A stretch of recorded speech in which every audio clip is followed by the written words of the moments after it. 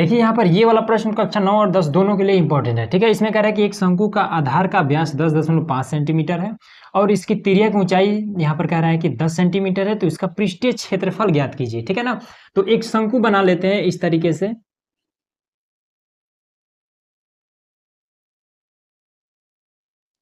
तो ये हमारा शंकु है। ठीक है ना, इसकी तिरछी ऊंचाई ये होता है जिसको हम एल से दर्शाते हैं। तो एल बराबर कितना है आपका तिर्यक ऊंचाई। ठीक है, तिर्यक या तिरछी दोनों एक ही चीज होता है। ये आपका 10 सेंटीमीटर है और इसका जो व्यास है यहाँ से यहाँ तक आपका ये 10.5 सेंटीमीटर है।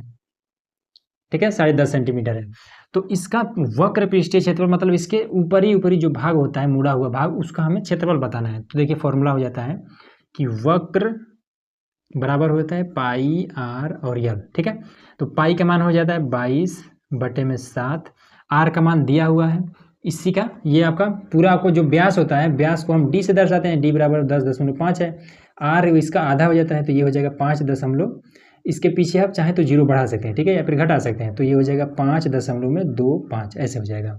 तो आर का मान 5.25 गुणे एल का मान कितना है, ये आपका 10 है। ठीक है, अब इसको हल कर देते हैं, तो ये हो जाएगा 22/7 गुणे, अब इसको हटाते हैं तो ये हो जाएगा 5 और 2 5 और बट्टे में हो जाएगा।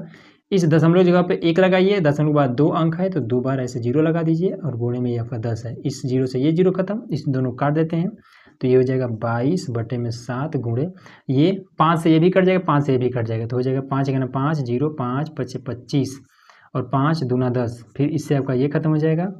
तो ये आपका कितना हो जाएगा 11 और 15 7 105, 15 बार में ये कट जाएगा, गुणे में 15, तो कितना हो जाएगा 11 × 5 = 55 का 5, 11 × 91 11 और आपका 16 हो जाएगा सेंटीमीटर स्क्वायर, और यही इसका आंसर हो जाएगा।